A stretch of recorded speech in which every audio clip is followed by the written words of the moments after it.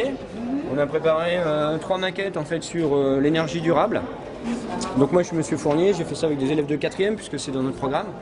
On a une maquette d'ETM voilà, qui se trouve ici. ETM, qu'est-ce que c'est? ETM, c'est l'énergie thermique marine.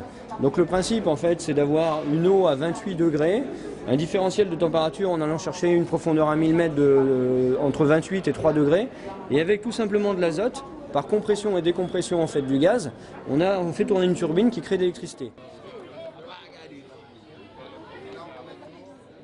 Ils étaient nombreux à honorer ce rendez-vous annuel. D'ailleurs, cette année, il fallait encore peaufiner l'organisation des visites des scolaires. Des journées bien spécifiques leur étaient donc réservées. Le village des sciences à la côte. Jeunes et moins jeunes y trouvent un centre d'intérêt et leur vocation est même stimulée. Une partie négative et une partie positive. Il faut qu'on ait dopé chaque partie à partir d'un élément. Et voilà un exemple qui nous parle. Blouse blanche, la panoplie du parfait chercheur est presque authentique. Bienvenue sur le stand des élèves du lycée Joseph Pernock du Lorrain.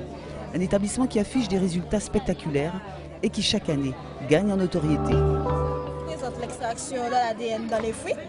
Et grâce au procédé, vous allez obtenir celui-là qui est déjà fait. Là, c'est la molécule d'ADN qui est déjà désenroulée. Voici ce que ça nous donne. Et cette molécule-là va servir à quelque chose ou pas? Avec ça, la molécule d'ADN, on peut voir les caractéristiques qui nous forment, les composés, la couleur des yeux, etc. Mais là, nous sommes dans les fruits, bien sûr. Mais c'est un métier que vous voudriez faire plus tard alors, toutes?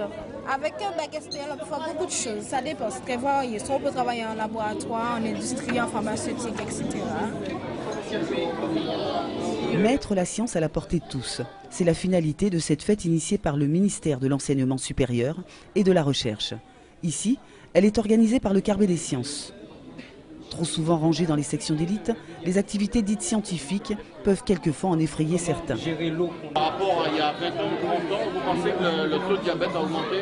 Pour quelle raison? Ce village des sciences, qui en est à sa 21e édition, joue bien son rôle de popularisation. Parfois, on est victime de notre succès, ce qui fait qu'il y a parfois un peu trop de monde sur le village des sciences notamment. C'est pour ça que c'est sur réservation pour les scolaires et qu'on en a réservé les 2 journées du jeudi et vendredi au groupe scolaire depuis quelques années maintenant. Maintenant, c'est vrai que est-ce qu'on crée des vocations? Est-ce que l'on donne le goût pour les sciences? Parce que c'est ça l'objectif de la fête de la science. On n'a pas le recul nécessaire pour savoir si tous ces jeunes qui visitent le village sont les scientifiques de demain, mais on l'espère en tout cas. Cette année, j'ai un petit coup de cœur particulier pour tous ces jeunes. C'est-à-dire, il y a le lycée Joseph Pernock, il y a les étudiants du département scientifique interfacultaire. Donc là, c'est nouveau. C'est une de leurs premières participations. Et ils animent eux-mêmes leur stand. Et je crois beaucoup à l'exemplarité du grand frère et de la grande sœur pour les plus jeunes. Et je pense que là, c'est un très bel exemple de jeunes qui suivent des études, qui s'accrochent dans leurs études et qui se mettent à la disposition des plus jeunes, des moins jeunes et du grand public pendant la fête de la science. C'est quoi? C'est quoi comme légumes? Une courgette. Des courgettes, c'est bien. Alors, on les met dans la même catégorie, les fruits et les légumes? Tout à l'heure, on a vu qu'est-ce qu'elles ont en commun? Ils ont en commun les fibres, les petits balais, d'accord? Tu vas passer toutes tes codes barres devant ça. Fais attention que ça puisse pas passer 2 fois. Alors Linda, dis-nous, qu'est-ce que tu fais là? Alors je suis en train de conseiller justement les différents visiteurs pour avoir une alimentation équilibrée. Donc là nous sommes au self-info repas. Donc ils composent leur plateau repas avec les différents aliments. Donc il y a les boissons, les desserts. Donc on essaie de les sensibiliser par rapport au contenu des aliments. Donc les protéines, les produits laitiers et tout ça. Donc après on leur donne des conseils. On essaie de les diriger face pour avoir une alimentation équilibrée.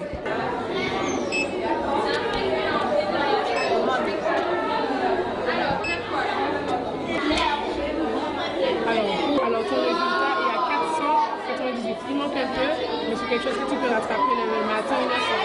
Alors ce qui est bien, c'est qu'on sait qu'il faut consommer environ 7 fruits et légumes par jour, d'accord? Donc tu as pris du melon, c'est bien, ok? Et 2 touches d'ananas. Alors de l'eau, c'est très bien, d'accord? Comment préserver l'énergie et l'environnement? Comment fonctionne la météo? Les questions récurrentes sont abordées chaque année. En revanche, les activités les plus curieuses et parfois même les plus imprévues progressivement, arrivent à trouver leur place. Teddy, par exemple, est éleveur d'insectes. C'est de sensibiliser un peu à la nature. Souvent, on a des préjugés sur les petites bêtes. Donc, on pense que c'est sale, que ça mord, que ça pique, ça transmet des maladies. Donc, le fait de les faire toucher, c'est une première relation qu'ils ont avec l'animal. Et un peu de lever un peu tous ces préjugés et de se rapprocher un peu de la nature. C'est surtout ça. C'est toi qui avais le cheval bondier sur la main, là? Oui. Tu as eu peur? Non, puisque c'est la deuxième fois que je le fais. Tout à l'heure, je l'ai fait aussi. Alors dis-nous, qu'est-ce qui t'intéresse ici au Village des Sciences? Qu'est-ce que tu as déjà vu et qu'est-ce qui t'a le plus intéressé? Quasiment tous. J'ai tout vu quasiment. Mais ce qui m'a le plus intéressé, c'est les phasmes, puisque c'est marrant de les porter. J'ai vu des papillons, j'ai vu des chevals-bois et puis c'était joli, ça m'a fait plaisir.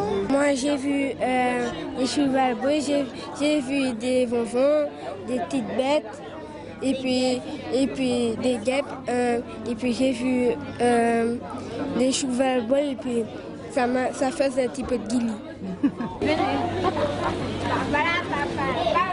Pour cette édition 2012, le Village des Sciences a accueilli 27 exposants contre 20 l'année dernière.